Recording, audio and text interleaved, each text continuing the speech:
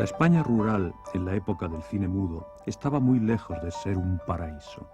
Sus gentes no vivían en la Arcadia feliz que retrata esta secuencia, sino desamparadas por el Estado y sojuzgadas por los caciques, en una sociedad atrasada, empobrecida e inculta.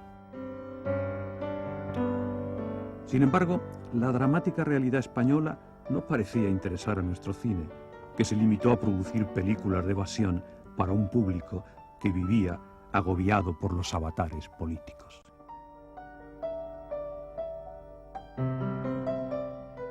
Estas cosas así un poco de temas escabrosos o políticos no interesaban. La línea del público quería ir al cine, no romperse la cabeza, pasar un rato tranquilo, y después poderlo recordar en casa si era guapo el protagonista, si llevaba este vestido, si cuando se sonreía o cuando lloraba.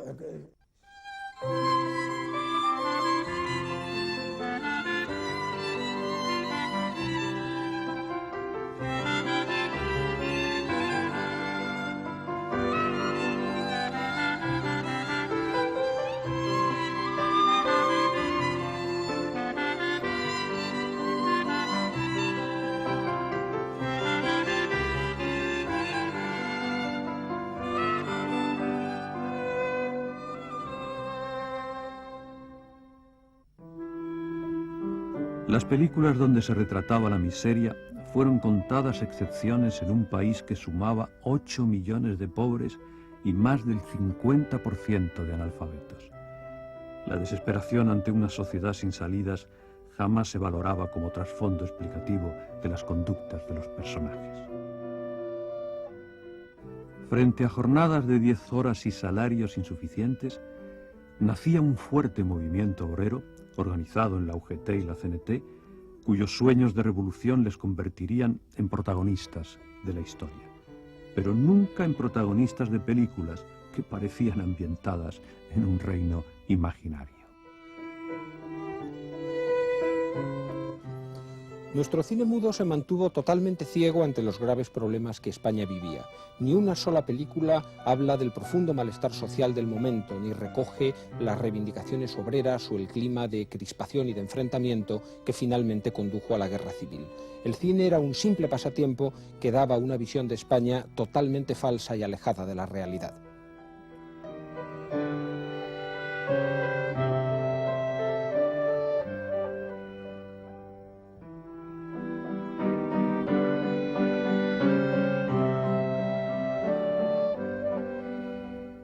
En los escasos argumentos desarrollados en ambientes obreros, las diferencias de clase se superaban gracias al amor y la comprensión mutuas, una tesis muy cara a la derecha de entonces, y que reducía los problemas a cuestiones sentimentales.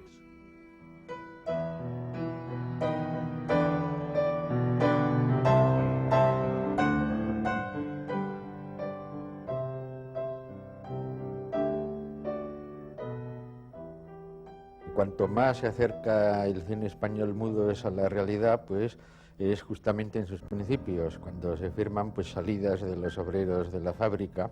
Es difícil saber los motivos de esto, pero es evidente que lo que pide el público, aparentemente al cine español de esa época, y que los productores quieren complacer, es películas de evasión, películas de folclore, películas de gitanas, películas de panderetas, etcétera, etcétera.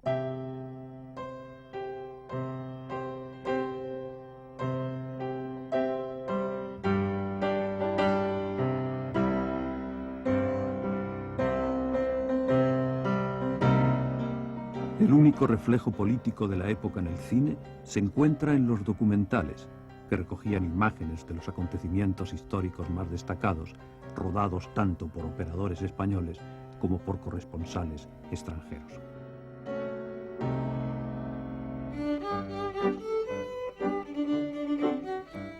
Con los noticiarios cinematográficos nacía un nuevo medio de comunicación, pero ello no significaba una aproximación de nuestro cine a la realidad. ya que las películas de ficción se mantenían ajenas a la situación política del país, acaso con la excepción de la Guerra de Marruecos.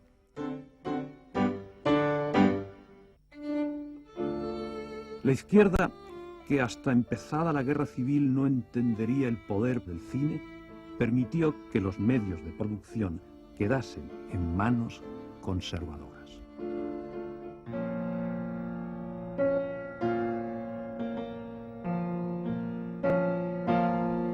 Las escasas dramatizaciones de hechos políticos obedecieron a meros propósitos documentales, como este asesinato de Canalejas en el que debutó como actor Pepe Isbert.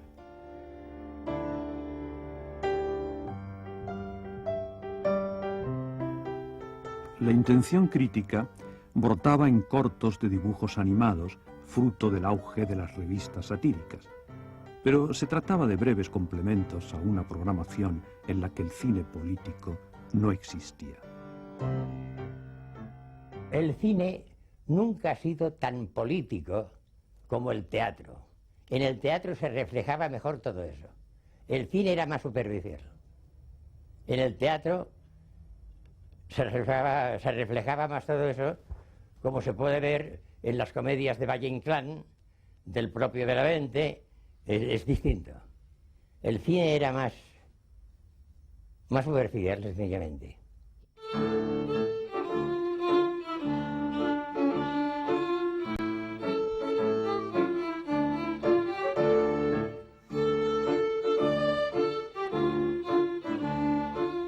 Que Sherlock Holmes viniese a luchar contra el anarquismo sirve como ejemplo del enfoque con que nuestro cine mudo redujo las cuestiones políticas.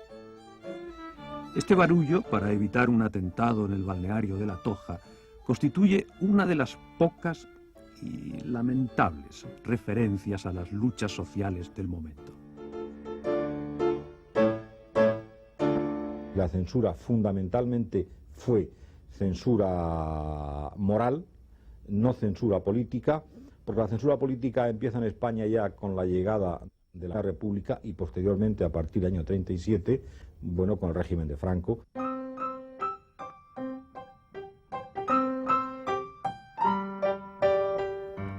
El caso es que jamás se criticaba desde la pantalla a la clase dirigente, ni tampoco al funcionariado, pese a constituir una casta popularmente envidiada y denostada.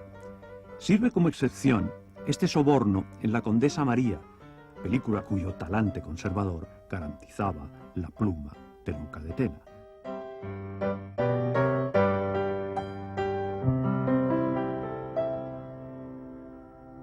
La etapa de la dictadura del general Primo de Rivera, que si bien en los aspectos morales tenía una censura bastante amplia, de manga ancha, en cambio en los aspectos políticos, pues cuidaba el que no se pasaran películas que tuvieran un carácter subversivo.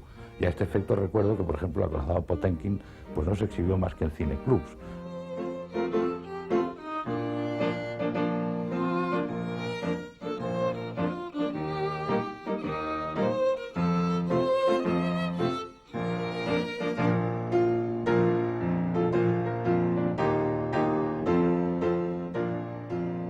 Por otra parte, pues también existieron algunas películas, algunos filmes que echaron mano de la guerra de Marruecos. Entonces se vivía de una manera muy intensa.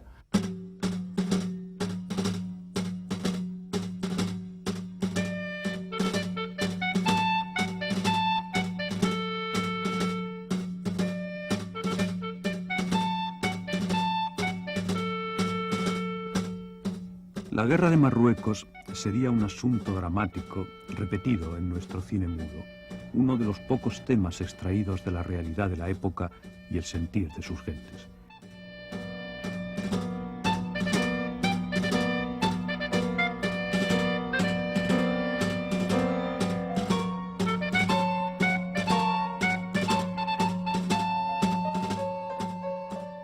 Marruecos fue la última aventura exterior de un ejército absurdo que contaba con un oficial cada 6 soldados. La guerra significó la muerte para miles de jóvenes y un esfuerzo económico agotador para un país arruinado. Además, facilitó la militarización del Estado y permitió acercarse al poder a unos centuriones ansiosos de convertirse en salvadores de una patria puesta al borde del caos.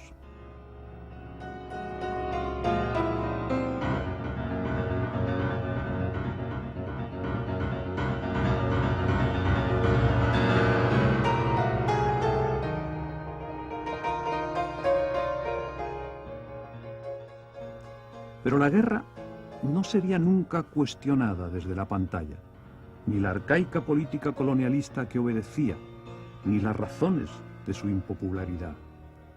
Tan solo se utilizaba como recurso trágico de los guionistas.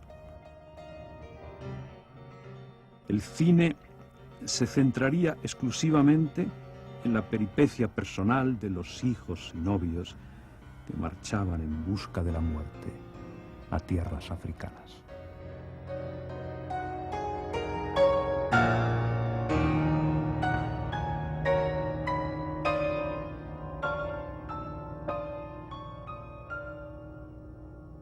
Pero la guerra continuaba, había el sorteo forzoso para ir a Marruecos, que entristecía a muchos padres, naturalmente, y a muchos jóvenes, y luego vino la tentativa, el desastre de Anual, que sí causó una gran impresión, y recuerdo desfilar tropas que se mandaban con urgencia a Melilla, pues algunos soldados iban llorando, cosa que impresionaba mucho.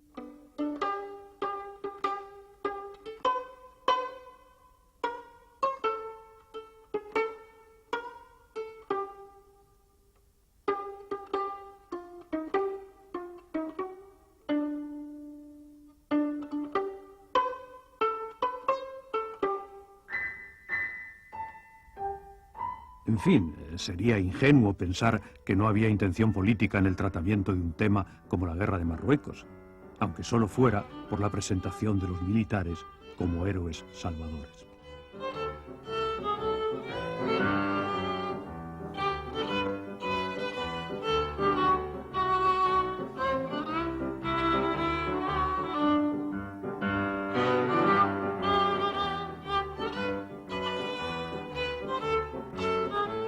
La Malcasada, un melodrama de toreros seductores e hijos abandonados que se hacía interminable, provocó un gran malestar político por ofrecer toda una galería de retratos de personajes exclusivamente de la derecha.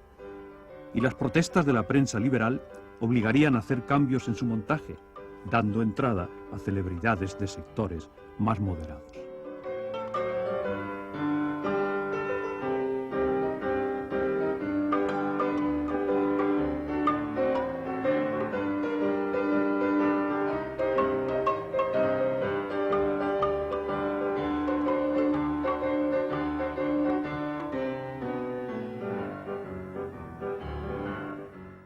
Franco actuó muy bien en la película La Malcasada.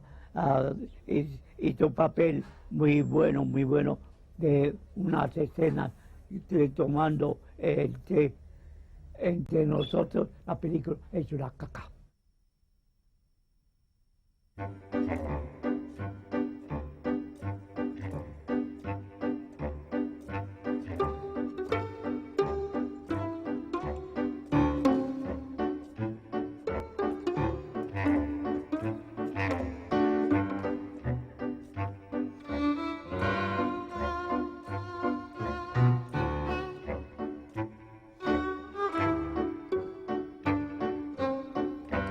El mensaje final de aquel cine bélico era siempre el mismo: cantos al heroísmo, al espíritu de cruzada, a la entrega y el sacrificio ejemplares. En definitiva, la doctrina del Estado y los valores de la moral dominante.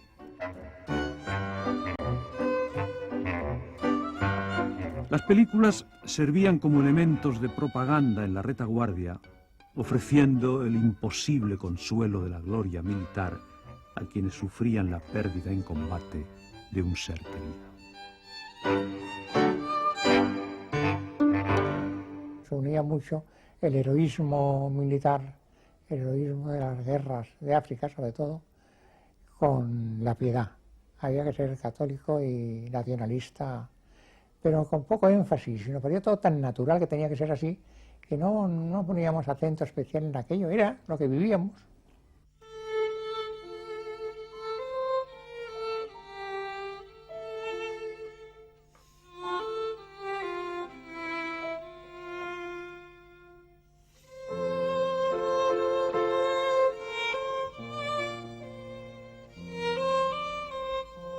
La religión se presentaba como un elemento natural, como parte fundamental en la vida y las costumbres.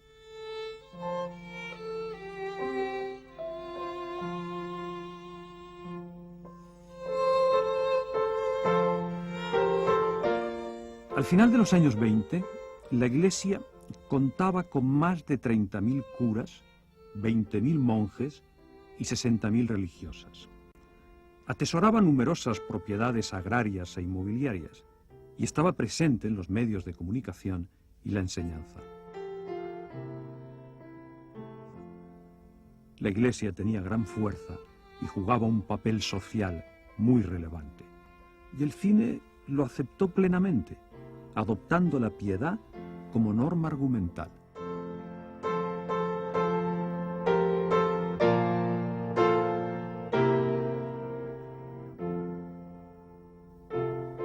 En una España que se debatía entre la religiosidad y el anticlericalismo, para el cine los curas eran siempre intachables.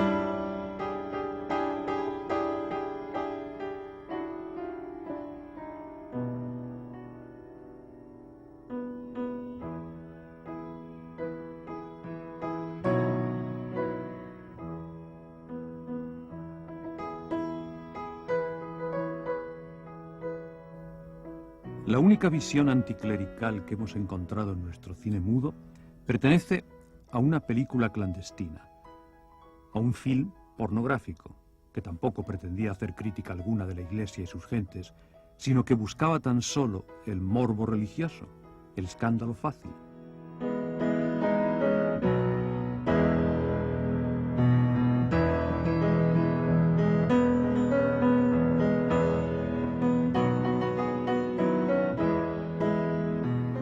Curiosamente, estas películas que nunca pudieron ser exhibidas en público porque habrían sido objeto de persecución legal, se rodaron con la aportación financiera de sectores de la derecha más clerical y se proyectaron secretamente en los círculos más íntimos del poder político.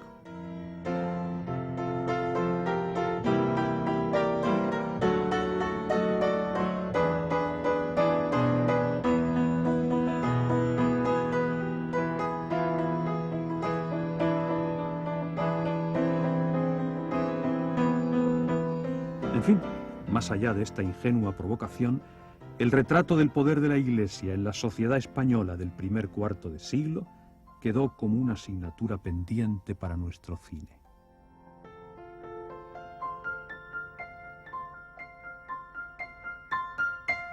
La Iglesia tenía mucho poder y en España, que era fundamentalmente agraria, pues tenía que por ejemplo, los pueblos, el cura y el sargento de la Guardia Civil eran el poder fundamental, ¿no? Pero aquí en España mismo había una cantidad de migración de 3 pares de hostias, ¿no?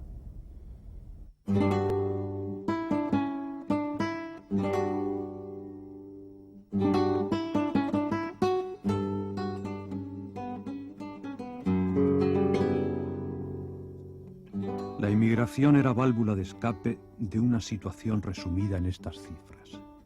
2 millones de campesinos sin tierras y media España en manos de 20.000 propietarios.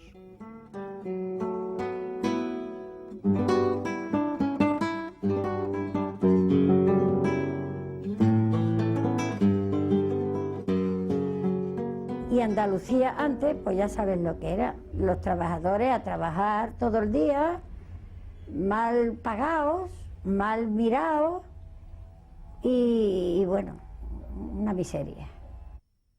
Y estar con un gazpacho todo el día trabajando y por la noche un potajito.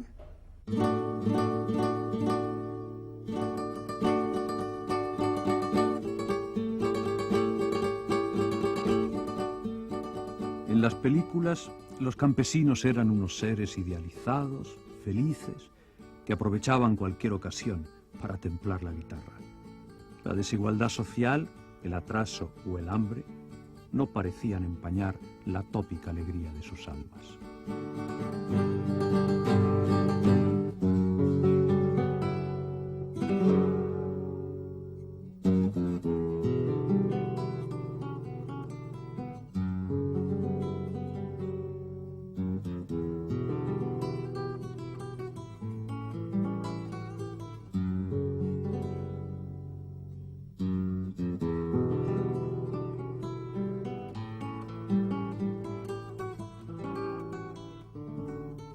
Las cámaras no dejaron de reflejar la presencia de los caciques como personajes fundamentales en la España rural. Lo retrataron sin simpatía alguna, incluso denunciaron los excesos y arbitrariedades de su poder.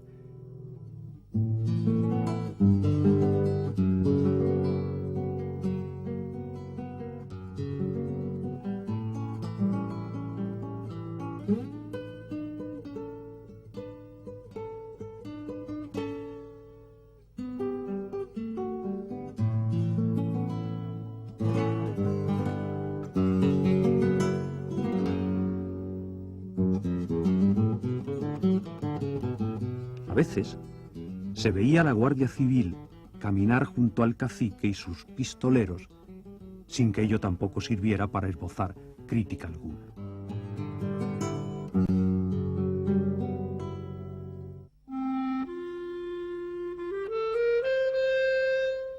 Las únicas detenciones que la policía efectuaba en la pantalla eran las de delincuentes comunes y toreros que se negaban a cumplir el ritual de la muerte con los astados. No se hablaba en absoluto de política, ¿no? Hacíamos las películas como podíamos y como queríamos, pero nada más, ¿no? El ambiente político, por ejemplo, que se ambienta ahora en todas las producciones y aparte de las producciones interiormente los estudios, eso no se había nunca.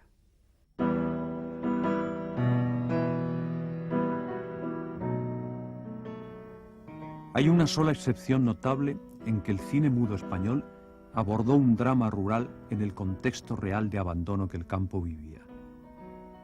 La aldea maldita.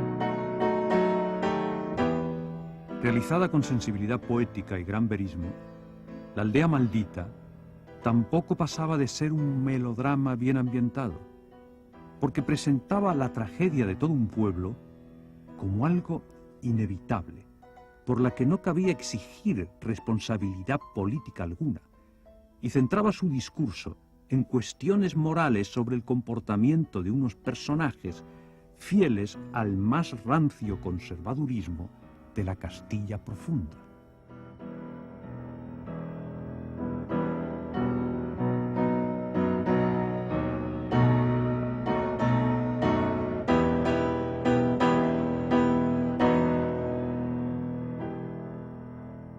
lo que el cine español estaba viviendo, su nivel de conciencia estaba muy alejado de la realidad.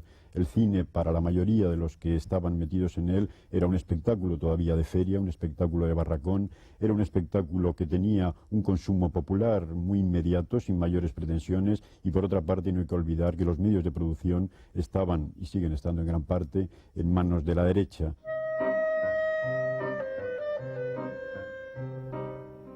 Era lógico, pues, que el cine se limitase a satisfacer los criterios de quienes pagaban y controlaban su producción.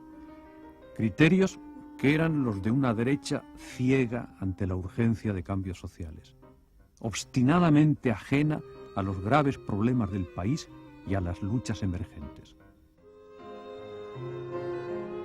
El cine retrató a una sociedad en decadencia que pretendía sobrevivir ignorando la turbulencia social que la rodeaba.